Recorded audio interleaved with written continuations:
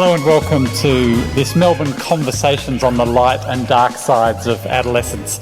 My name's Peter Mayers. I'm a contributing editor with the online magazine Inside Story, and it's a real pleasure to host this conversation here at the Melbourne Convention and Exhibition Centre on behalf of the City of Melbourne and the 15th World Congress on Public Health. In recent decades, the world has made tremendous strides in child health. In fact, child-infant mortality has halved in the past 15 years. In 1990, according to UNICEF, 12 million children around the globe died before they reached their 5th birthday. In 2015, that number had fallen to 5.9 million. Now, that's no reason for complacency, of course. It's still about 11 children dying every minute. But given that in that time period between 1990 and 2015, there's an extra 2 billion people on the planet, the overall direction is extraordinarily positive. One consequence of that progress in child health is that today's cohort of 1.8 billion adolescents and young people worldwide is the largest in human history relative to other age groups today. And in many respects, they're healthier, partly as a result of that progress in child health. But in Australia, for example, adolescents today are probably the best nourished, educated and connected youth generation ever. Yet there are great challenges. In Australia, we're particularly concerned about problems like obesity, the overuse of alcohol and other drugs, and emerging mental health problems. In other countries, these challenges might be overlaid with issues like gun violence, high rates of death and injury in traffic accidents or workplaces, the complications of teenage pregnancy, and the continued spread of preventable diseases like HIV and TB. Often too, adolescents become figures of fear, whether it's teenage recruits to ISIS in Syria and Iraq or youth gangs on the streets of Melbourne. Yet a hardline approach to youth justice doesn't seem to do anything to help young people to get their lives in order or protect the community.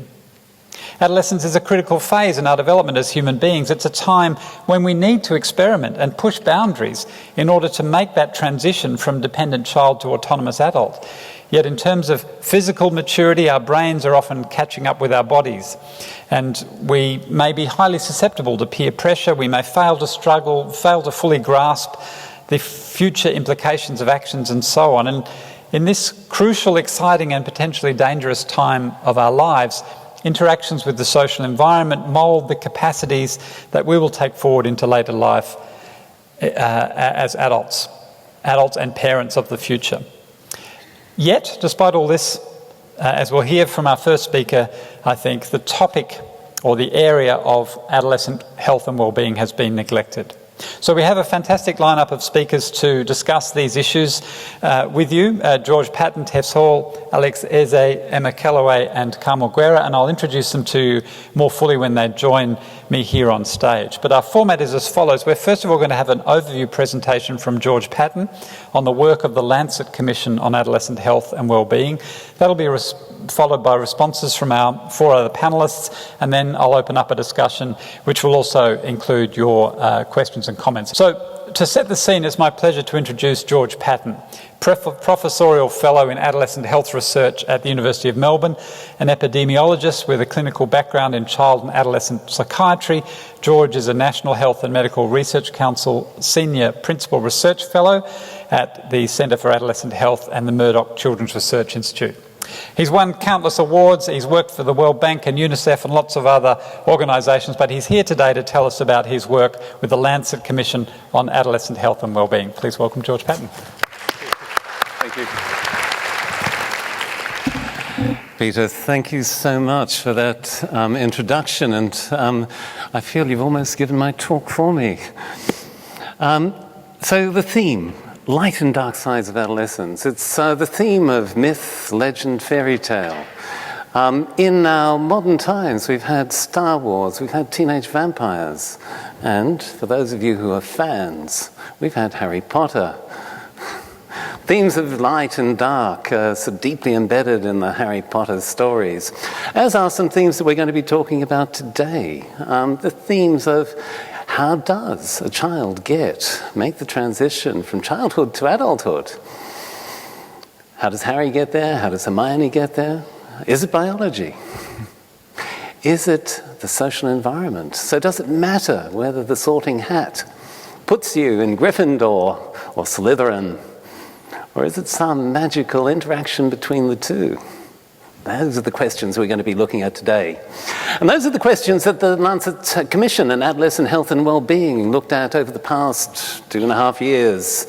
The report was published in May 2016, and it brought together professors of education, professors of neuroscience, professors of law, together with those in social science, behavioral science, public health, and clinical medicine.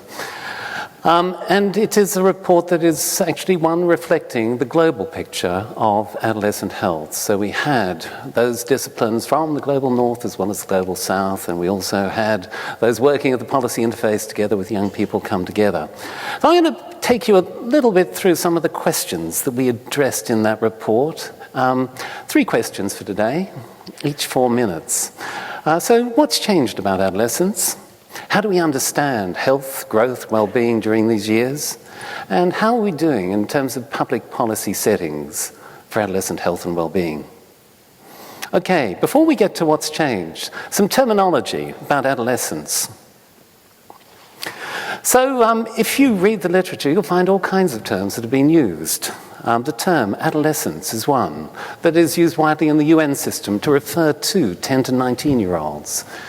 The term youth refers to those 15 to 24. It doesn't really capture that sentinel event of puberty, which really marks the onset of adolescence.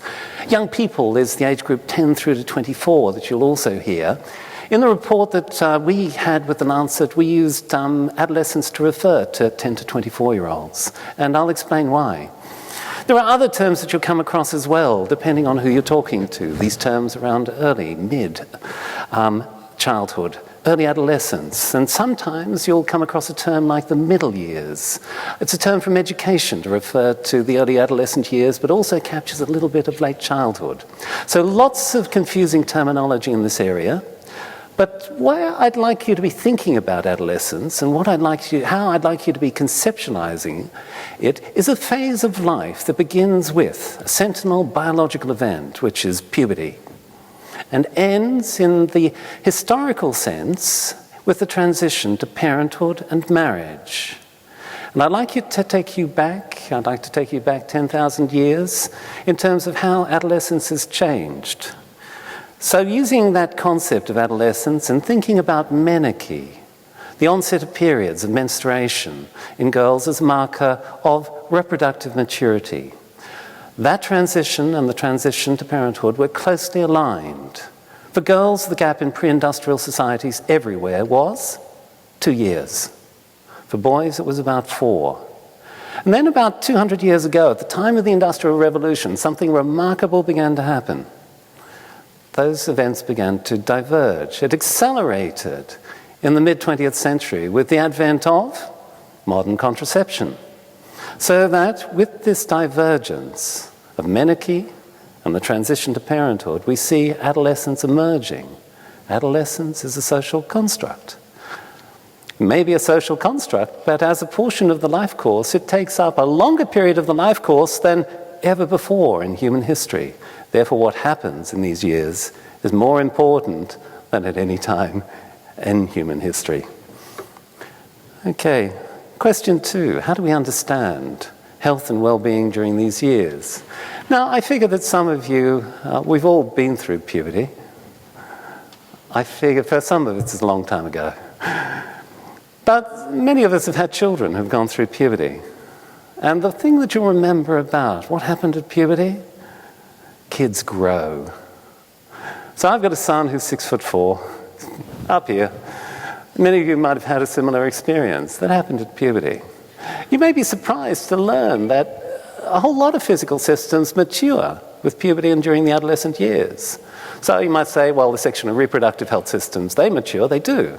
So too do the metabolic systems. So too do the cardiorespiratory systems mature during these years. And what happens in terms of their growth during these years really matters for health across the life course. But if it's an age of anything, it's an age of brain development. And we didn't know this until about 20 years ago. Until that time, we thought brain development stopped at the age of 7 years. How did we think that? Well, that's when brains reach their peak size, something like their adult size. We had no neuroimaging studies to tell us anything different. Now we know that that's where the really interesting bits of brain development really get going. Let me try and explain. So, puberty begins at what age? First hormonal changes? It's about grade 7. So when kids are in mid-primary school, about grade 3 in the Australian context. Nobody much notices when puberty begins, except the girls in grade 4. Do you know what they say about the boys? They've begun to smell. Those are the first hormonal changes of puberty. Nobody else much notices, though. It's followed by a cascade of hormonal changes that continue right through the adolescent years, and they're accompanied by a cascade of changes in brain. Maturation initially of the subcortical centers involved in emotional processing, followed by maturation of the prefrontal cortex involved in higher executive functioning. And that introduces a phase of functioning unlike anything else in the life course. This is an age of incredible creativity. It's an age of discovery. It's an age where the individual begins to reach out beyond the family of origin, to the wider world, to the peer group, to the media. So it's a time of incredible opportunity, and how that engagement happens with social, the emotional, the nutritional, the cultural environment shapes everything about the individual. It shapes identity, it shapes capabilities, cognitive, social, emotional, profoundly. It's also a time of vulnerability to problems related to emotion and emotional control, and it may be no surprise to you that around 3/4 of all mental disorders begin before the age of 25, mostly in the adolescent years. So I hope I've captured sort of something here of the excitement of these years, how this brings a very different interaction with the world. So what does that world look like for the adolescent? Well, it's a very different world to the world of a child. The adolescent, for a start, is shaping that social environment in a way that younger children do not. As with younger children, the social, cultural, historical, religious, and economic context is a background to everything that happens in these years and influences the institutions which are the immediate influences on development of adolescence. Those none is more important than families. Families remain the cornerstone of life during the adolescent years for most. If you're not within a family, you're really disadvantaged. Yet this is a time where families are changing, and historically it's been the time of moving from a family of origin to a family of one's own. And how that transition happens is profoundly important in terms of your health and well-being throughout the life course and right into the next generation. And it's a transition which is becoming difficult in a lot of parts of the world because it's related to this transition, the one from education to employment, where young people around the globe are struggling. So in North Africa and the Middle East, there is a new phenomenon. It's called waithood, waiting to be able to make the transition to a family of one's own. Economic circumstances do not allow it for many young people, and it's a major problem. It's a problem of health, it's a problem of civil society, it's a problem that's causing a great deal of unrest. But if it's an age of anything, what is it? It's the age of the peer group. This is the time in life where you spend more time with your peers than at any other point in life, and how that interaction with your peers happens shapes everything about your attitudes, values, beliefs going forward. And I want you to reflect for a moment on how peer groups have changed in such a short period of time. Mass media, social and digital media. Well, social and digital media have been around for a little more than a decade, but the peer group now has changed from the kids in the village that you were growing up with, or more recently in the local neighborhood, to the 1.8 billion young people on the planet, potentially.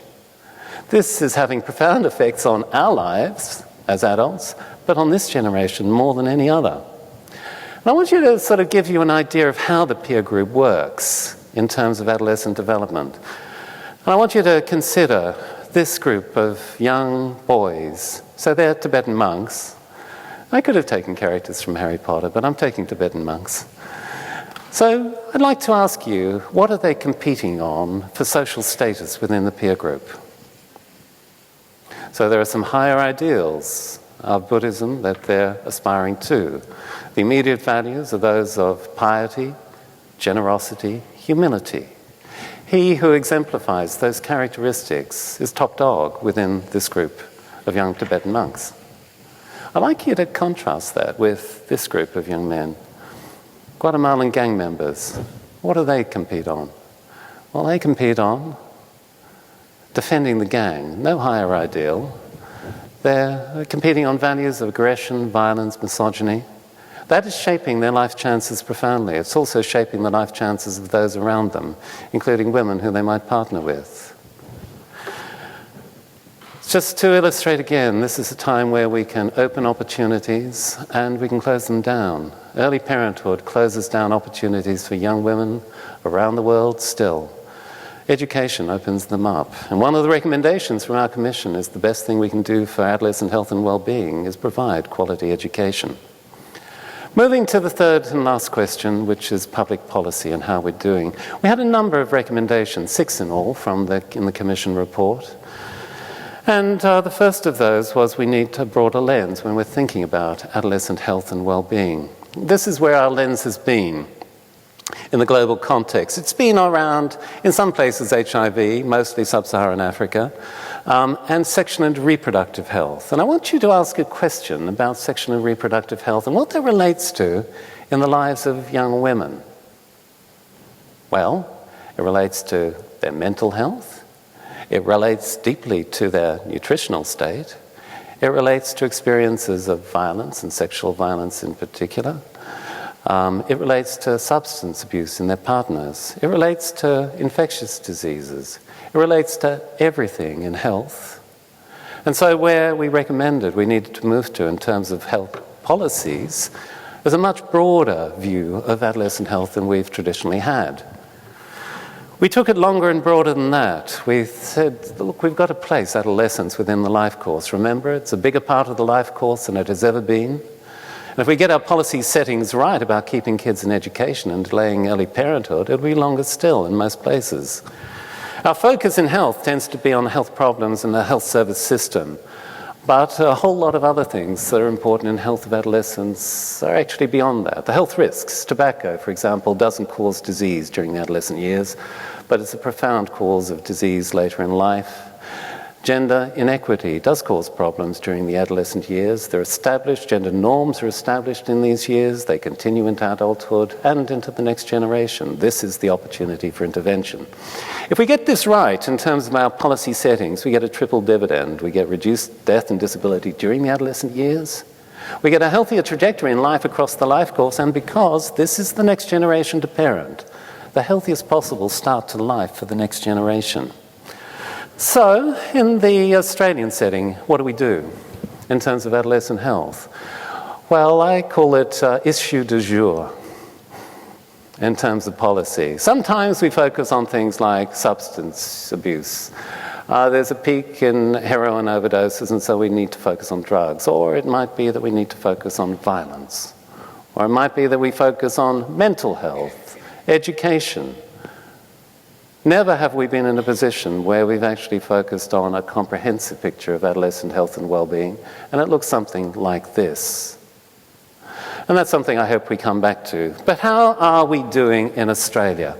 Now, this is it's a technical slide. It's a heat map illustrating a measure called a DALY. A DALY takes into account years of life lost due to premature death and years of life lived with diseases causing disability. And I want you to focus on these two columns here, which are the NCD DALYs, which are the dominant cause of disease burden in adolescents in high-income countries. So this is mental disorders, substance use disorders, and chronic physical illness.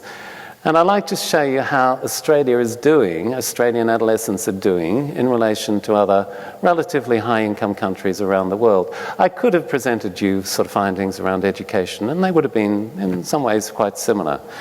So the good news, if we compare ourselves to the Anglophone countries, is we're doing better than the Kiwis. Just. And we're doing a little bit better than kids growing up in the United States. But we're not doing as well as those growing up in the UK and Canada. If we compare ourselves to Western Europe, adolescents are actually doing better in terms of disease burden than kids in Australia. And, believe it or not, it's kids in East Asia, the high-income countries of East Asia, who are doing better, best of all, in terms of disease burden during the adolescent years. Now, why is this? Well, we don't really know the answer to this, and the reason why we don't know the answer is this map here. We in Australia are not collecting comparative data about the health and well-being of our adolescents. There are two data collection systems around the globe. One is the health and well-being of school-aged children, which is shown in green.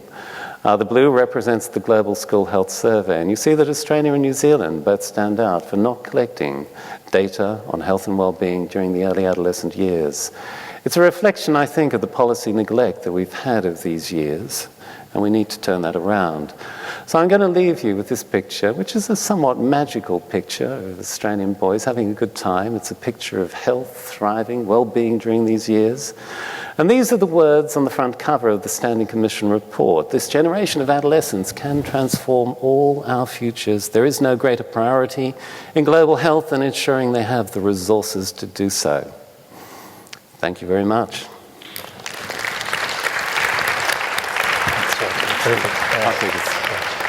Thank you very much, George. A great introduction, both on giving us the global picture, but also bringing it back there to Australia. So I'd like to invite our other panellists to join us up on stage in the comfy chairs here, and I'm going to introduce them to you as they come up. So if you want, or just want to make your way up.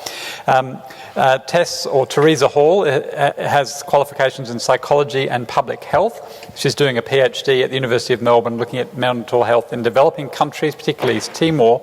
She's worked in Timor and in Colombia with child sex workers, in fact, and she's very active in Global Ideas, a youth-led community of global health innovators committed to better health for all.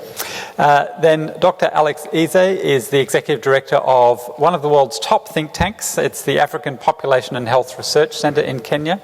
He also directs the Consortium for Advanced Research Training in Africa to help keep academics at African universities, and he's an honorary professor in public health at Wits University in South Africa. And then we have Emma Calloway, a young Indigenous woman originally from the Northern Territory, now in her second year studying for a Bachelor of International Relations at La Trobe, and also involved with YLab Design, a social enterprise set up by the Foundation for Young Australians, and it aims to bring fresh ideas to complex real-world challenges by providing organisations with youth-led design services.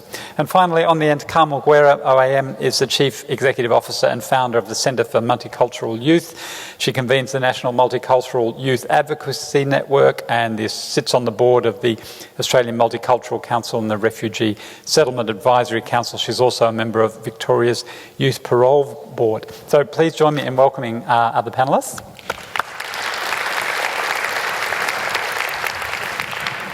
So now I'm just going to go along the row here and ask them each to offer us some thoughts in response to what George had to say, and then we'll open up to a wider conversation. So Tess.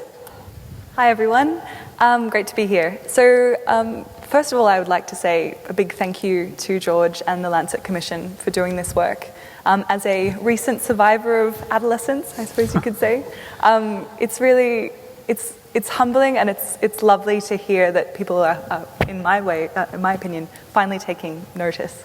For me, my overwhelming impression to begin with was just how big the burden of mental distress, substance abuse, substance misuse, and sort of NCDs, non-communicable diseases, are in developed countries like Australia, but also around the world. In the work that I do in global mental health, which is about mental health in developing countries, it quite often exists that you have adolescents or youth who are dealing with both communicable disease, or HIV infection, at the same time as they're dealing with mental distress. So that for me is a big take-home message. The second thing I would say is, as growing up as a female in Australia, I'm also can see the benefits that I've sort of reaped from this delay in marriage and having children, and the ability to educate myself further and to focus on my career and, I suppose, individuality. But importantly, that is a privilege that many people around the world and in Australia don't have, and to be really mindful of that, and I suppose to work towards changing that.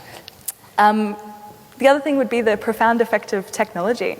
So Emma and I have grown up entirely surrounded by social media, the internet, and it's interesting to reflect on that, the impact that can have in a positive way, so connecting people to reducing barriers to access of healthcare, so through e-health technologies and stuff, but also how isolating that can be, particularly looking at the sort of curation of people's social media profiles and the sort of excessive energy that can be spent doing that and the impact on mental health. And finally, I would say the exciting part for me, which I touched on before, is the recommendation from the report to have more of an emphasis on youth participation. So I work in the mental health sector, and there's definitely been a strong movement towards having consumer-centred or user-centred design and implementation of programs. So it's nice to see that this principle it's a rights-based principle, basically, that's being applied to adolescents. So when you say user-centred design, you mean adolescents involved in designing the services they get rather than just being experts from outside telling them what's good for them, that sort of thing. Yeah. Absolutely. Alex. Thank you, Peter. Again, many thanks. It's a pleasure to be here. The report is a global report looking at adolescents globally, and as I take the lens from Africa and see what the issues are with adolescents in that region, I think one of the clear things that emerging, which is clear in the report, is this is we have the largest proportion of the population that's within this age group, and whatever is going on with them has huge implications as to where Africa ends up 10, 15, 20 years down the road. Are we making the right investments in their lives? And this is really one of the biggest things. Presidents of many African countries, as they grapple with the issue of demographic dividend that they feel could happen if we make the right human capital investments in the life of young people, that we could actually stimulate economic growth in the region. So I mean, you mentioned the term demographic dividend there. You mean you've got this bulge of young people who could be incredibly productive. And you'll have more people in the workforce than dependent as children or older people. Yes. But if it goes wrong... And that's a huge opportunity if we can harness it effectively. The challenge we have, George did mention the fact about the need to provide education. And in sub-Saharan Africa, I think we have made significant progress in expanding access to primary education. But transition to secondary education has been quite low. And even the quality of the primary education that's being offered is a concern to many. So within that context, it becomes very challenging to actually maximize the benefits that could come from that huge youth population. So for the region as a whole, you look at HIV prevalence, we've made good progress in reducing the prevalence, but the highest new infection rates are highest among young people. And so how do you deal with that? And we are in a region where a lot of the policies are there. You may have the right policies, but the biggest challenge is how do you actually implement the policy effectively? So it's not just having the policy, but as the report also indicated, particularly within the African context and some other low and middle income countries, you have multiple policies and legal statuses that go on in the countries. You know, you have customary laws, you have religious laws, and many times they take precedence over what the national law and legislation is saying. And this creates challenges in actually implementing the programs for adolescents. So the last thing I would think is, I think it's important that we have good and right policies, but it's more important that those policies are effectively implemented, because that's the only way we can achieve the impact we want to see in terms of improving and sustaining the improvement in the lives of adolescents. But as you say, those policies can run up against cultural barriers or traditions and so on, and we might come back to that issue as well. Emma. Firstly, I would like to express the importance of involving young people in the conversation about young people, which is why I'm here today, so thank you for having me. The reason I believe this is important is because no one understands the issues our young people are facing better than the young people themselves, the people that are living these experiences. On that note, I would like to encourage policymakers and people of influence to go out into the community and talk to the people that your policy will be affecting, and continue to invite and encourage everyone to join in on the conversation. So really, very much what Tess was saying about getting young people involved in designing services and having a say about what they need and what their problems are. Yeah, exactly. Tess pretty much hit the head on the nail. So, Come. Hi everybody, thank you for inviting us to be part of this important conversation. I had a couple of points I wanted to make. One was to just name the obvious, which Australia is culturally diverse. We are a multicultural country, and the increase in the youth and adolescents population is primarily based on the fact that we have a large immigration program of which they have to be young. So I think that means that within that context of that report, we also have to recognise that the profile of what an adolescent looks like now and will look like in 10 or 15 years' time is going to be increasingly diverse. So what does that mean for our policy issue? So I would share that the issue around it requires some different thinking about young people, because I'm deeply concerned about the undervaluing of young people in the Australian community and the problematising of them rather than seeing what they contribute. The other really interesting point I thought out of that presentation was also this whole issue about the importance of the peers and not to underestimate the extent to which the sense of belonging emerges at that time. And if we don't deal with that issue, we have challenges in adulthood.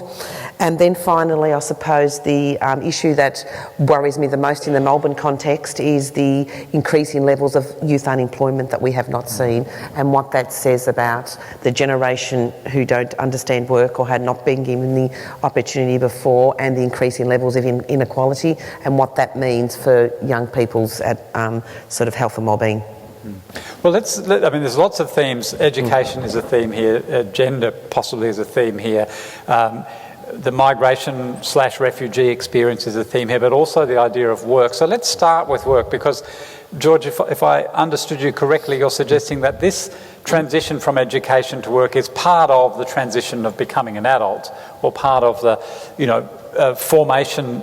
And if that is made, if that's not available because the work's not available, we're in trouble, aren't we? Look, this is absolutely right, Peter. So things have changed, and I look back to my generation, and it was actually easy for my generation. Education was paid for. I actually got paid to go to university. Can you imagine that today? So I had no debt. At the end of it, I had an easy transition into employment. So these things are not available to kids these days in quite the same way. So they have a very different path through their 20s. Some actually do manage to get jobs early on. They're the quick ones, but many are taking a very scenic view through the scenic tour through the 20s, when they encounter all kinds of hazards. So some of those are actually health hazards. So mental health hazards are really linked to a failure to make this transition into employment. Substance use and abuse, particularly in young males, in the Australian context, is a huge emerging problem. So yes, this is a health problem, it's a mental health problem. It's also a problem of our education system, because it's a question of employers saying to educators, well, the kids are not coming to us necessarily with the skills that we need. So they're coming perhaps with a set of cognitive skills, but it's actually the social and emotional skills that kids need to be learning for the modern workforce. And obviously, it's complicated again in the sense that we have a globalized economic community now. So our kids are actually here in Australia, they're competing with kids around the globe, and that's many of the jobs that were once available to young Australians, well, they are now sort of being taken by young people around in other countries. So there are many challenges here, I think, for us. And Kamal, I mean, we've seen we see a great emphasis in Australia on university education. Are we neglecting the vocational stream? The TAFE and other vocational streams, which seems to get treated as kind of like the poor cousin, and yet for many young people, that's the most likely path into some kind of qualification. Yep, I certainly believe that the pathway from school to work has been a failure of successive governments in this country. I think that they have been allowed to get away with assuming that you either drop out of school or you go to university, and as if there's nothing in the middle. I had the privilege of being in Berlin in Germany last year and spent 2 weeks visiting their vocational education system, which picks up on issues like what does industry think they need, industry makes a commitment to taking young people out of the workforce. They are involved in the determination of what the skills are. They are linked to school. It really is a really different way of thinking, and you kind of come back to Australia and say, we've done no thinking about this issue at all. The young people we've got are not ready for the work of the future. And I think the other issue is, as George has highlighted, Australia has been an attractive place for migrants and refugees for business skills. That's going to change in the next 20 or 30 years when the rest of the world is going to be wanting the same people we want, and Australia is going to have a huge skill shortage because we're not training our young people for the future. We're still training them for work that existed 20 years ago. Emma, can I ask you, you've been in Melbourne now a year and a half or so, but from the Northern Territory, how big an issue is unemployment or the difficulty of finding work for people of your age? It is difficult for people of my age to find, I think, full-time work, especially obviously just out of school. A lot of young people are expected to either go on to uni straight after school. But that can be a hard thing as well, like going to uni, me moving away from Darwin. We only have one university in Darwin, so you either do the courses that they offer or you move away from home. So now people like myself are expected to work multiple part-time jobs to support themselves out of home whilst going to uni to hopefully get a full-time job by the end of it. So yeah, I think it's a bit of an issue, and it puts more pressure on young people these days to make that happen, I think. Otherwise, otherwise I think young people sort of also are susceptible to getting stuck in this process of having just various part-time jobs and never really having a straightforward career path. And yeah, that's what I think. George, did you want to... Oh, look, I totally agree, and I think that this is something which is a bigger sort of policy issue for us, and it's something which has changed over time. As I said, my generation was the golden generation. We had it all. But somehow some successive governments have withdrawn from investing in this age group in the ways that my generation had it. So they're not investing in the same way in education. And they're not investing in the same way in transition into the labour market. So we've got this question, I think, which is beginning to emerge of intergenerational inequity or inequality in this country, where sort of young people coming, they're not able to get a good job. They're not necessarily able to get the training that will equip them for jobs of the future. They're coming out instead with student debt. I've got 4 kids and they've all got significant debts that they're carrying forward. They haven't even begun to pay them back. But it's a very different scenario, I think, that we're talking about today, and I think that's a policy failure here. And Alex and Tess, Tess, you've worked a lot internationally. How does this issue of work play out in a country like East Timor, where I think 60% of the population are under 25? And you have absolutely enormous rates of youth unemployment, basically. I think just before we move on to Timor, I would just add, in addition to everything everyone else has said, that internships becoming the norm as a form of getting work here is absolutely absurd. I have a friend who did 12 internships during her degree, unpaid internships, and then still is just so thankful to get a 6-month contract. So that's the context. So in Timor, absolutely, you have large groups. It's different as well in terms of the main source of their economy. So there is more opportunity in agriculture in Timor. And in terms of the professional sector, you actually have, as in many developing countries in Africa, I'm sure as well, brain drain from Timor because the opportunities just don't exist there. So it's a golden opportunity to be able to study overseas, and then once you are in that overseas country, you might decide to stay there, and then the capacity is not happening in Timor. Alex? No, I think it's a real challenge. If you have been to any of the big cities in Africa, you'll see thousands of young people on the streets hawking things. And many times, 70% of the job you will get will be in the informal sector, where you have no benefits whatsoever. And so I think it starts with 2 things. One is what the point you've made earlier, that our educational system is actually geared to producing people who would need civil service job. not people who can apply their skills to solving problems in their local context and in their environment. And that's one of the discussions we want to have in the region. How can we adapt our educational systems to actually build the right skills in people? If you are in Nairobi, for example, and you have a problem with your plumbing system or electrical system, you either get somebody who may not have completed primary school, has gone through some training to do that, or you get a university graduate. And so in between that, very little, and even when they exist, the market is not structured to give opportunities for that level, mid-level skills that would be needed to support a whole array of opportunities that could exist in the region. So you have an economy that actually would thrive in the informal sector, but you don't have a mechanism of creating those sets of skills. And that's what young people need. They don't want to be hawking their goods around the street. They need skills that they can apply to dealing with things that can give them jobs instantly when they finish. If you go to the US and you call somebody to come and fix your plumber for 1 hour, you know how much you'll be paying for it. But those systems do not exist, and yet there's huge need for them across the region. And then the casual nature of it reflects security and so on. Let me turn to another topic which came up throughout your initial responses, and that was the question of mental health. Now, it seems to me that in Australia, we are seeing higher levels of mental health problems amongst young people. And my question to anyone on the panel is this: is that because we are now identifying these issues more because other issues have been cleared away, so we're seeing the mental health problems? Or is it in fact that the nature of the society is such that young people are experiencing more mental health problems? Yeah, look, it's both, I think.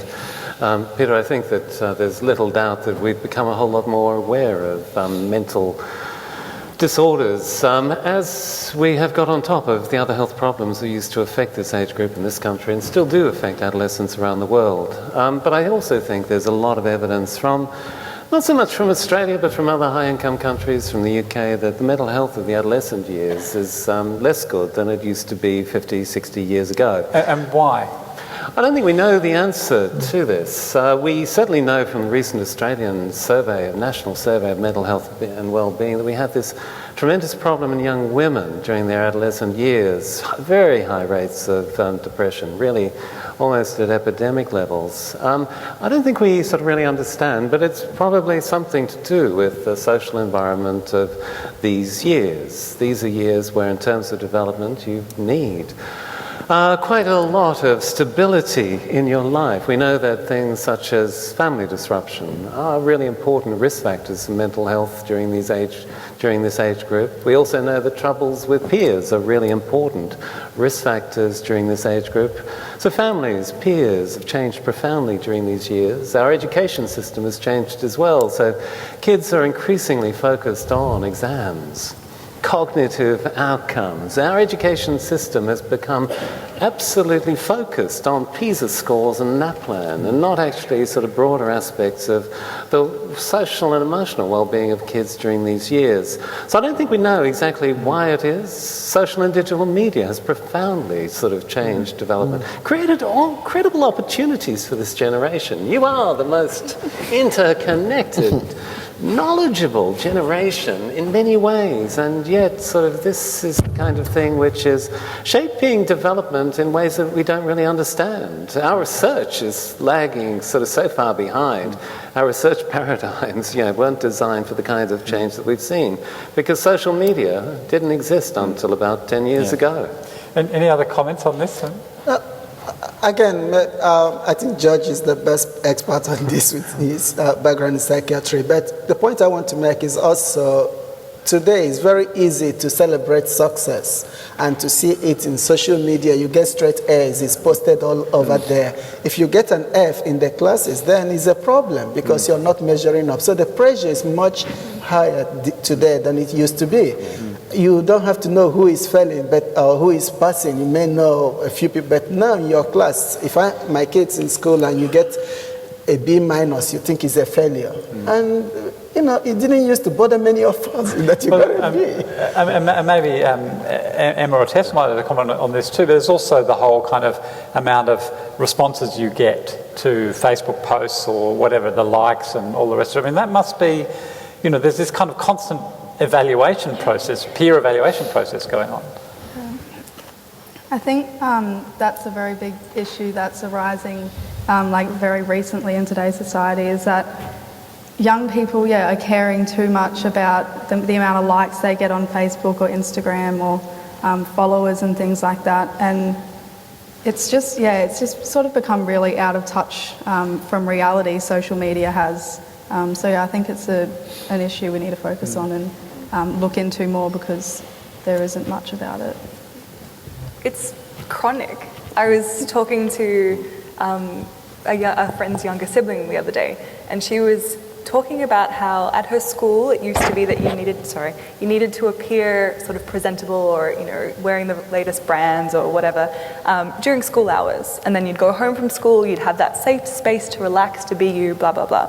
Now with Instagram, you're expected to be posting photos of the great thing you did after school and on the weekend and what your outfit was when you were doing that. It's this coupled with that absolute striving for perfection in every realm of life. So you're supposed to look a particular way, you're supposed to get those grades, because if you don't get those grades then you won't get into university, And I mean, despite all the interconnectedness that social media brings, it doesn't replace a face-to-face personal engagement, or I would argue this maybe from absolutely zero evidence base.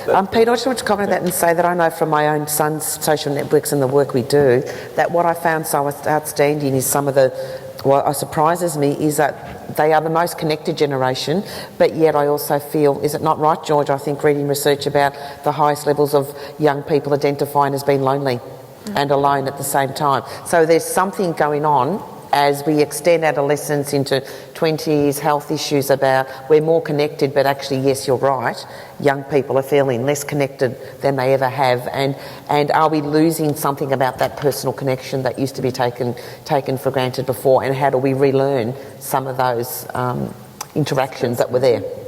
Yeah, look, it's complex, isn't it? Because kids today they've got a lot more connections, but the quality of those connections is different. Yeah. So there's the depth, I think, that Peter was referring to. It's very different, actually. Being face-to-face, proximity, making eye contact. This is a very different kind of interaction that one has, and it does promote, I think as Tess was saying, a certain kind of very shallow interaction. If that comes to dominate at a time when identity is being formed, the effects are likely to be very profound. Mm-hmm. So, Carmela, I want to come back to you because one of the other concerns around young people in Australia today is around young people and crime and violence. And particularly in Melbourne right now, a concern around youth gangs and a concern that certain communities, migrant or refugee communities, don't integrate well and are more susceptible or more prone to this type of antisocial behaviour. So what's the evidence tell us about young people and crime and gang activity and so on? Have we got an hour? No, give us the I'll give you the executive summary. If you could indulge me, I'll give you an overview, because this is an issue I'm very passionate about and I think we need to talk about. So if we start with youth crime is decreasing, but yet there is types of crime that have increased, that are brazen, that are probably seen to be more violent and more visible in the community. But so you're saying the overall level of youth crime is going down, but there are particular categories of perhaps violent or brazen crime that are in the public eye, and that you have a small recidivist group that are committing a high degree of crime. So it's not like we've got thousands of young people across Melbourne committing all these crimes and people should be really petrified. But if one reads some local paper, that's what you're led to believe. But yes, there is an increase in some much more visible crimes, but you would think that the young people committing the crime are all of one particular ethnic group, when in reality, out of all the house burglaries, public crimes we've heard about, 70% of them have been committed by young people who were born in Australia. But if you read the local paper, you would not know that figure, I suspect. You'd be thinking that 70% of them are actually African young people. That's not the reality. But yes, there are young people of African backgrounds, like many different ethnic backgrounds, committing those crimes. So we put that on the table. The second issue is that we also, historically, have had cohorts of young people from different migration groups who have been visibly committing crime. I'm Italian, I understand I wasn't one of them, but my generation were engaging them. I worked with Vietnamese young people from Southeast Asia in the 90s, highly visible crimes. It's a period of history, but now we see that that community has integrated into civil society quite well. But if you picked up a paper from probably 1998, like we've been doing some research on, you could look at it today and think the same thing's going on. So I think you have to put a bit of that in context as well. But finally, maybe, I understand the fear and I understand the community fear, and something has to be done about the changing nature of crime, and I think probably more importantly about the way we are dealing with young people committing crime. And you said in there that there's that actually it's a fairly small cohort of young people who are engaged in these repeat crimes. So what's happened to that group? I mean, are these just bad apples, or what? How do we understand their behaviour? Yeah, it's a really complex issue. There are a group of them who are highly damaged young people historically who have been committing crime from a young age. Then there are other groups. So highly damaged, you say they've had very out bad... of home care, sexual abuse, family. I sit on the Youth Parole Board.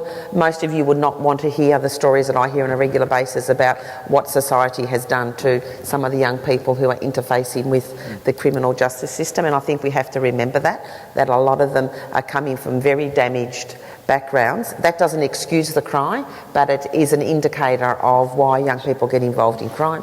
But then there is a new group who are much older, engaging in crime for the first time that we haven't seen, and I don't think our justice system has come to terms with the fact that we need to deal with this group differently. We actually have to look to do things differently. We can't rely on what we're doing, and certainly we do not lock them up.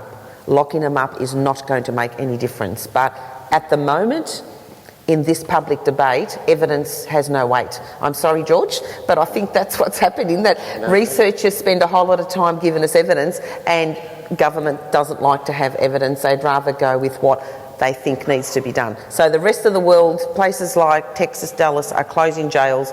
In Victoria, we want to open more of them. Emma, I wanted to come to you here because, of course, what we see in around Australia, particularly in the Northern Territory where you come from originally, is who gets locked up? It's young Indigenous kids. Yeah. I think the issue with the youth justice system in Australia at the moment is appalling to me. I agree that detention, like youth detention centres, is not the answer. Locking young people up is not going to solve the issues. It's going to create more issues. What I do believe in is a strengths-based approach. We are talking about the most important development stage of these kids' life, and what the current system is doing is just breaking these young people down into nothing in the system, and then sending them out into the real world and sort of expecting them to live as functional human beings when really they're not anymore after they come out. So what I think we need to be focusing on is helping young people build on their strengths and helping them develop and learn in a safe space, rather than trying to fix their weaknesses through forms of punishment and further traumatising them. I also think we need to look through the pipeline and focus on helping the broken communities that these children are coming from. When I say this, I'm sort of talking about Indigenous communities in the Northern Territory. I think the most prominent case of the youth juvenile detention, like a child in youth juvenile detention in the Northern Territory, is a child that's been taken away from their home, gone through the foster care system, and then eventually ending up in the youth justice system. So I think we need to focus on what causes this and also what's happening in these communities. We need to go to these communities, work with the people in these communities to solve these problems and help the kids that we're failing. We are all failing. So, George, the point Emma made there, that in your presentation you talked about how crucial this time is in our formation as human beings, and then if you spend that time in a youth detention centre or indeed in an adult jail, possibly in Victoria at the moment, what effect does this have? Oh, absolutely huge. So I absolutely agree with your comments. This is a group of kids who are coming with a whole lot of disadvantages: family background, educational background, out-of-home care, and our systems aren't working for this group of kids. And we need to be thinking about adolescence. We need to be thinking about it as a second chance for these kids. It's the last chance they're probably going to get to actually get some of those skills that are going to be really important in life. And we're not giving it to them. So our education systems, these kids often have a history of the education system failing them. They've got a history of being out of school, changing schools. We're not getting sort of those settings right in terms of protective care. Our protective care system tends to cut out from about the age of 16 or even a bit before for a lot of these kids. And that's when they're actually reaching the most vulnerable time for this group of kids. So they transition from protective care to youth justice. And that isn't a system which is focusing on what it needs to focus on, the positives. Actually, how do we actually build assets for this group of kids? How do we build their capabilities for life? That's where we need to be focusing. It needs to be a second chance that we're creating. We're not. So on that, can I ask George on that, because it's frustrating as a practitioner to know that there is a dearth of research that's reinforcing what you're saying, George, but yet we can't have a discourse like that. Like this research information, I think even if it's shared, is not going to be listened to because there is no appetite to see the importance of investing in adolescents. It feels like it's a forgotten generation. Yeah, look, and I think this is something to do with the siloed nature of bureaucratic systems. Youth justice has had a completely different frame to the education system and the health system. They haven't come together for this group of kids. They need to be able to come together, but nobody's interested in working at that interface. Same thing with health and education. Those systems need to work hand in glove, but they don't. Look, it's the culture of youth justice has been a challenging one. We've tried actually to do research in the setting. It's been really tough because there's a sense of any news is bad news for the justice system. They actually don't necessarily want to know about the awful life outcomes. So this is a group where sort of if you look at mortality rates in the youth justice system, they're about 50 times higher than kids in the community. They're dying from utterly preventable causes, so they're sort of accidental injury, drug overdoses, suicide are the causes of death in this group. These are rates that you would see sort of probably in some of the countries, the lowest income countries on the planet. These would be the kinds of death rates that you would actually see in places like Lesotho, where you have problems with HIV. So this is a scandal, but it's one that we're not actually getting the message to government. So again, it comes back to that question of we need government to work across government to actually get it right for this group of kids more than any other. Just very quickly, and one of the things we also have seen many times is that when you have policies that are specifically targeting marginalized groups or poor populations, they're often very poor policies, poorly thought out and poorly implemented and poorly funded. And if one is going to deal with these issues, there needs to be a very concrete decision to invest appropriately and to find real solutions that will work for that population. The other tension that I wanted to raise with you as all the panel is this, and Testament, you might want to respond first, and that is, on the one hand, we say we want young people to have more of a voice and be more engaged and make their own decisions, but on the other, we're concerned about easy access to alcohol. We're trying to, make sure that we don't advertise tobacco. In fact, we're actually trying to influence kids' choices, young people's choices in certain directions. Is there a tension here between giving autonomy and actually controlling choices or influencing choices? I think the report calls it, I remember, autonomy enhancing paternalism, which I think is a great expression. It's basically the idea that you can support youth or adolescents to develop the problem-solving skills to make informed decisions, based on the idea that adolescents typically make decisions based on the short-term rather than the long-term consequences, and so the idea that you can support them to do that. I think in the same way that you would talk about mental health consumers or people with disability, the Convention of the Rights of People with Disability would say that just because someone might not have full capacity doesn't mean that they shouldn't be supported to do that. And that's absolutely my... And it's also frameworks of things like, I remember my son, I think he was 15 at the time, pointing out to me that he could buy 5 litres of Golden Oak, I think it's called. Anyway, it's 5 litres of cheap white wine for $10, cheaper than he could buy 5 litres of water. And you think, well, this doesn't really make a lot of public policy sense, does it? Let's take the first question here, thanks. Hi, Colin Stokes from Y Foundations up in Sydney. I was thinking about, George, your slide of the Buddhist monks and the Guatemalan gang members, and I was thinking about the fact that all of the young people that I have associated with, whether they're closer to the Guatemalan example than the Buddhist example, would describe themselves as following a fairly strong moral code, and that they carry this really importantly inside them. And also the fact that the young people that I work with, when I do give them the responsibility to, say, come up with some peer education material, a poster around sexual health for their mates or those sort of things, that they take those responsibilities quite seriously underneath this moral code that they've got around responsibilities.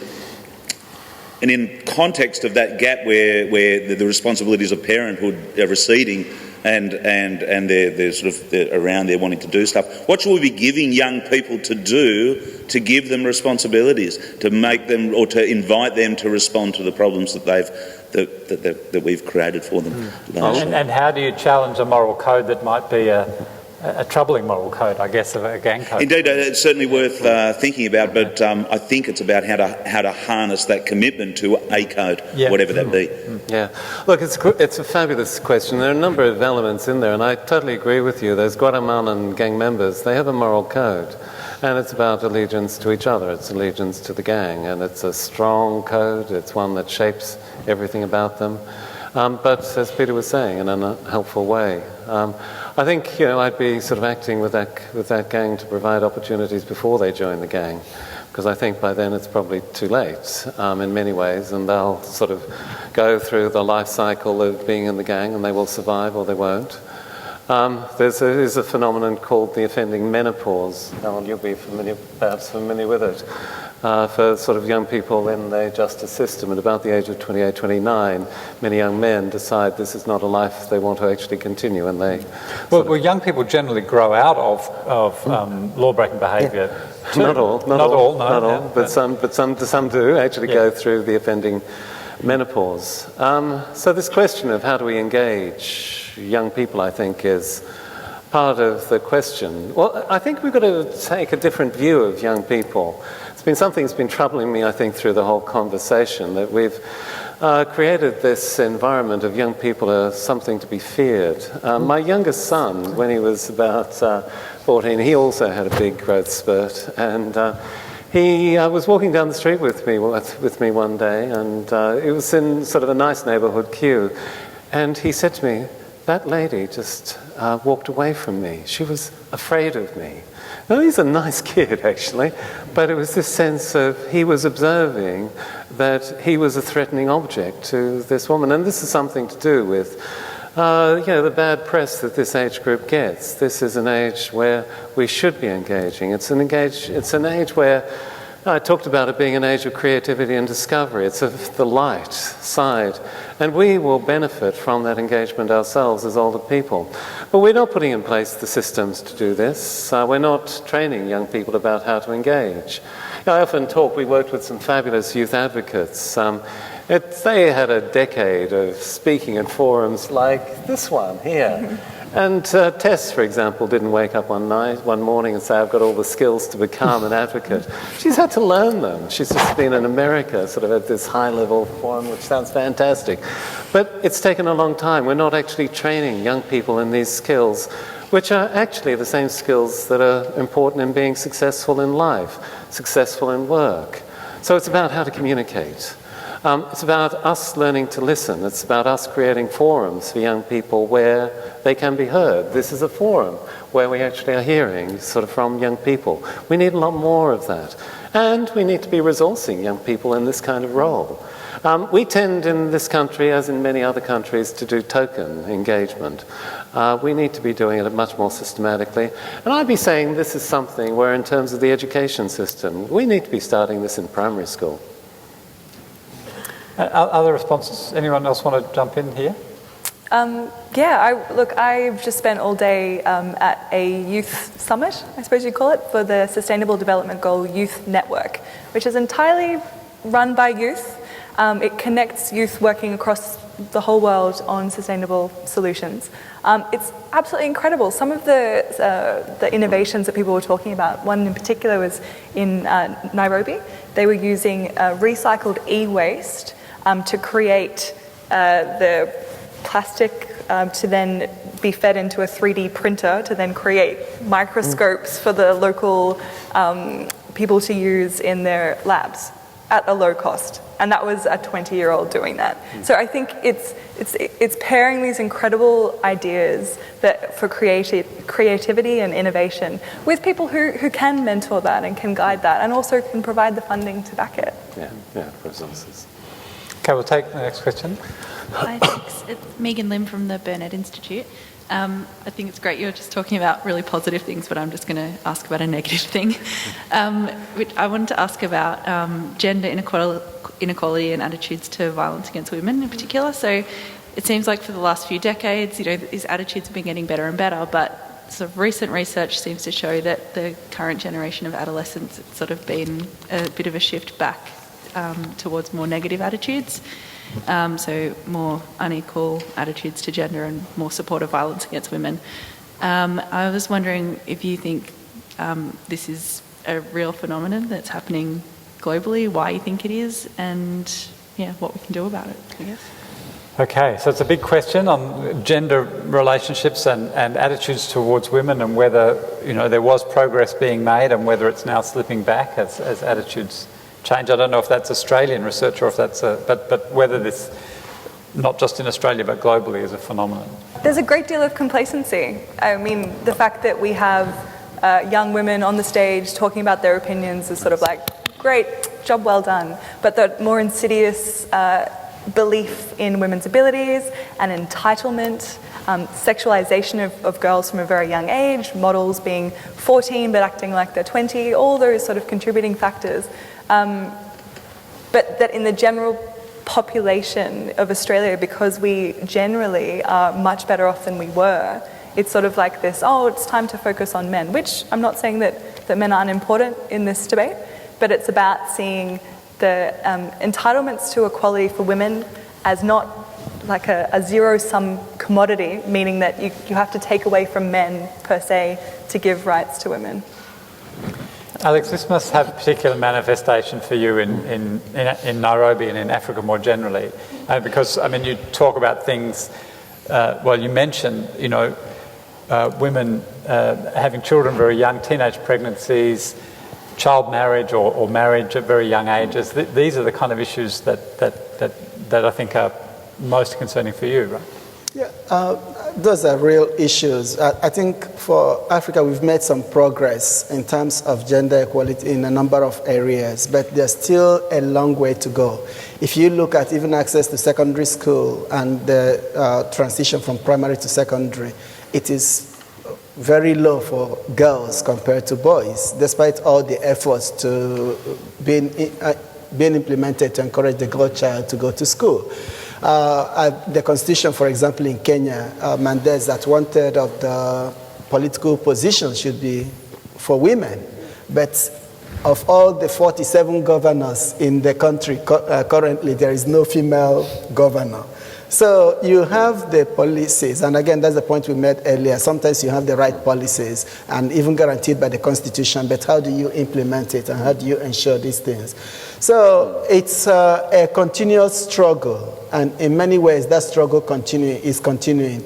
Issues of female genital is still a major challenge. Early marriage, in some parts you will still see age at first marriage legally at 15, 16. And so there are we still have a long way to go in being able to ensure we put the right policies and the right programs in place to achieve real gender equality in the region. Okay, we'll take another question from this side this time. My name is Stephen Ginsborg. I'm from the Sydney North Primary Health Network. I'm a GP. In this hall yesterday, we had a wonderful presentation on suicide prevention in Aboriginal and Torres Strait Islander communities. And it would be invidious of me to, as a white fella, to praise what they said, but it was an emphasis on return to culture and helping these people, young people and older people, recognise their culture. What is our culture? Do we have a culture? And it seems to me we're charged in the Primary Health Network now to try and prevent youth suicide. And youth suicide goes across class and income. So what is our culture, if that's going to be the way that's a really nice, easy question. Carmel, I'm going to give it to you. So, I mean, just in a couple of minutes. Yeah. Oh, goodness. So, I mean, the idea that, okay, actually our mental health, I think if I can summarise the point, would be our mental health, or young people's mental health, general mental health, is partly going to be stronger if it's based in culture, in a sense of culture. But if we don't know what our culture is, what do we do? Yep, it's a really good question, and in my context, because I can't speak about Indigenous communities, but the young people I work with who are dealing with what now are multicultures that we're dealing with. It's no longer your bicultural, it's about the kind of nation we've become. It's about finding your identity, and I think it's really true. It's about, I don't know how well society and we as adults are very good anymore at supporting young people to transition through that process and come out the other way, like people like I did. You know, I was Italian generation. I thought I was Italian until I visited Italy in my 20s and came back to Australia going, oh, I am definitely not Italian. But I went through that experience myself and have reconciled who that I am. We're now in a globalised world where some of the young people we work with have got connections all over the world and kind of say, this is the kind of young person I am, and where is my place, and how good has society got at dealing with this new, identities young people have got. And then the other thing I think that's important, I sat on a committee with the state government looking at youth suicide, and I think there is something to be said about what we as a society are also doing to give men the right or the skills to ask for help, because it is predominantly more a young male than female, not to say it's not, but it's about how we help and how does the mental health sector help young people, because that's where they're likely to go for help if they're struggling, and I'm not sure what the answer to that is, but I think that's the struggle we have now. Can I just please. add to that? I think, I totally agree with the questioner, and I think young Indigenous people today, there is a really big issue about identity and cultural identity, and I think a lot of young Indigenous Australians are really lost in that, which they have trouble with their own culture and identifying with what their culture entails really. So I think we do need to facilitate and support more programs that help young people sort of learn more about their own identity and more about their place in the world and what they want to do with their life, because I think for a lot of young people it's just a really fuzzy picture. An example of one of these programs is a program that I went through and it's being run in the Northern Territory in WA. It's called the Impact Program and it's run through Foundation for Young Australians. So basically the program runs for 3 years, so it's a really long-term supportive program through years 10, 11 and 12, and it aims to provide stronger peer support networking, strengthen cultural identity and develop leadership skills in young people.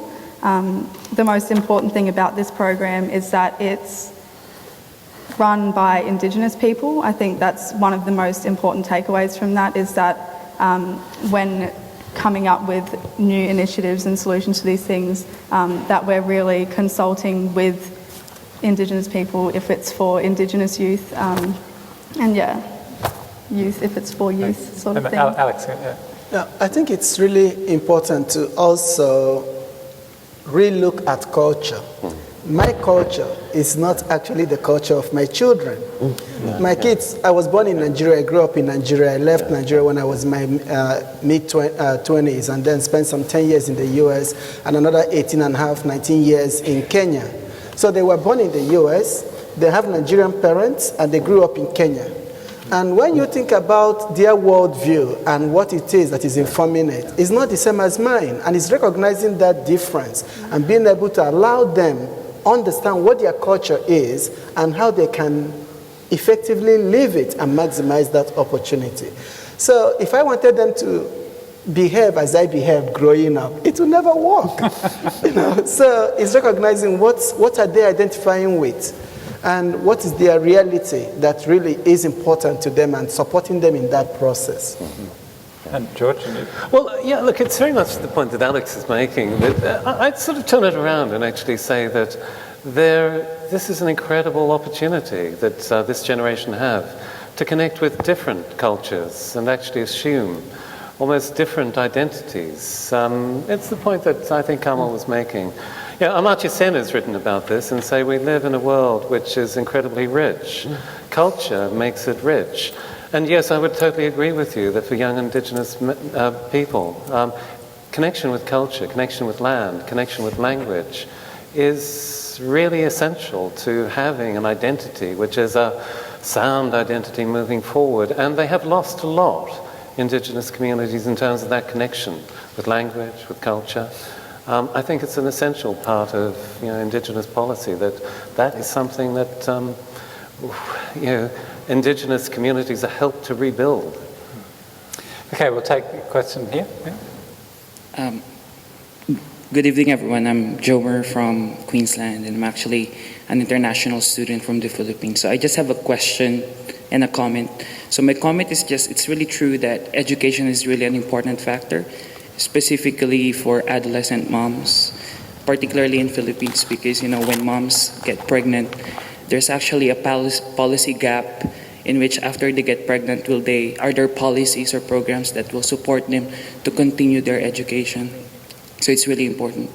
And my question is, do you have any thoughts about how can we ensure that the program models that we're developing as of this stage is actually sustainable and applicable for adolescents on 2030? Because as we can see, adolescents evolve across time, and probably, I don't know, the programs that we're developing now might not be applicable for the adolescents of after 10 years. Yep. Okay, so interesting question. How do we develop programs that are going to be relevant to the next generation of adolescents who may be quite different? Tess, is this where actually the kind of co-design process of engagement comes in, do you think? Absolutely. Brilliant question. I think from a pragmatic perspective, the chance that you're getting funding for 10 years is pretty unlikely. So you will be genuinely rejigging your program as you go. I suppose proper evaluation done throughout the implementation of a program means that you should be picking up when programs are being taken up and why they are and possibly why they're not. It's about involving the beneficiaries of the program involved, in the process. So as we get older, the new adolescent voice comes in and replaces that to inform any program or policy. But you're right, I hadn't thought of it before. And the other aspect of that question was about education. I think, George, one of the key recommendations in your report is simply more secondary education for more young people around the world. Let me just qualify that. It's about quality secondary education. Education, as probably teachers in the audience, but I'm probably going to offend now, so apologies ahead of time. But quality education has become synonymous with how you do academically. It's in terms of cognitive skills. So the newspapers, when PISA scores come out here in this country, are about how badly Australians are faring, young Australians are faring. And that's been really an obsessive almost concern become an obsessive concern of education. But education has to be about much more than that. It's got to be about sort of the skills the attributes that you actually need for life. And I don't think we've got that right. So one thing that I think is really important in terms of sustainability is actually getting, again, our systems of government working sort of more effectively together. So if you're talking about lower and middle income countries, getting the interface between health and education is really critical. And yet, sort of health and education do not work together in those countries, by and large. So, for example, we talked about the failure of transition to secondary school. Why is that, particularly for girls? Well, it's about things like water and sanitation. So, absence of any facilities of sanitation in many schools for girls. So no toilets, no facilities for menstrual hygiene. So girls, if they do get to school, they miss a lot of school, but often they just decide it's all too difficult and I'm actually going to drop out. That's a health issue. There are many other health issues, anemia, that actually affect education performance, particularly of girls. But systems don't come together. Sort of health is out here, education is out here. Education says, well, that's health's responsibility to fund the interface. Health says that's education's responsibility, whereas if you actually put the systems together, the whole is so much greater than the two parts. But we don't seem to get that right. We don't seem to get it right here. We don't seem to get it right everywhere. But it's a key to actually sustainable education. Alex? Yeah. Just very quickly, I think the issue of constant review of curriculum is really quite important. The curriculum that may be appropriate for today, in 10, 15 years, with the way things are changing, may be completely irrelevant to the needs of society. So if we can put in, and one of the things that's rarely ever reviewed is curriculum. In many African countries, we still have what we got in the 60s and 70s, and it is completely out of date with current reality. So we need to have a mechanism of looking at these things and adapting them as we go on. The programs we develop today may not be irrelevant in 2020, 2025. So to think 30 years ahead, we have to continually re-engineer those programs to respond to the needs of adolescents in that time period. Hi, my name's Melinda. I'm work for the Alcohol and Drug Foundation, but I'm also more relevant here because I am the parent to 3 teenagers who fit into this category. My concern or my comment is more about this whole idea of academic excellence, and I'm wondering whether the academic excellence that we're driving with our kids is at it's neglecting their creativity and neglecting their imagination, and how that actually impacts on risk taking. So we've always talked about adolescents wanting to take risks, and it's the time where they can take risks. But my concern is that by pushing the academic excellence line, we're actually narrowing that focus of what we consider risk-taking. We know here in Australia that the rates of young people using substances is decreasing, but where is that risk now being taken up upon, and how is that going to play out in future years? So that concept, I think that how are we driving up these anxiety levels because we're reducing the capacity for young people to make risky decisions, and risky decisions doesn't have to be drinking, using substances. It can be taking an academic risk or taking a risk with an imagination. Okay. Anyone want to jump into this? It's a comment as much as a question. I think it's an observation, a very interesting observation. And I would throw in there moral education as well as the imagination and creativity. Any other? Well, look, I'll just jump in. Look, you learn by making mistakes, and adolescents need to have an opportunity to make mistakes, but do so in a protective environment. So the notion of the social scaffold for adolescents is one that we actually introduced in the Commission report. And I think we need to be asking, what does a social scaffold look like? Which is at the one time allowing and empowering adolescents to take exactly the risks that you're talking about, to make mistakes, but also to learn from those mistakes, make those mistakes safely. And I agree with you. I don't think we're doing this well. Okay. Last question. Thank you. Hi, thank you very much for all your comments. It's really great. My name's Rebecca. I'm from Resilient Melbourne. So we're a project that comes out of the Rockefeller Foundation, and we work across all 32 local governments. I guess, our project looks at urbanisation and globalisation and climate change, and obviously these are big issues that are going to affect young people. some of those issues include kind of disaster management, and we know that communities that are really well connected do a lot better out of those times. And I'm just thought I'd ask a really easy question to finish off, but if there was a silver bullet, how would you like to see government connect with young people to strengthen their communities? And, you know, what I think there's a real opportunity to harness that, but I'd love to hear your thoughts if you have any awesome suggestions. Okay, so this is it's a nice way to finish off. Thank you for the question. I guess if I can rephrase it, how would you like to see each of you governments work together to strengthen connection between young people and the rest of the society? What would be the most important thing? Who wants to start? Yeah, Emma. I want to say something. I think one of the most important things is for the government to speak in a language that young people are going to understand and that young people are going to connect with and want to be involved with.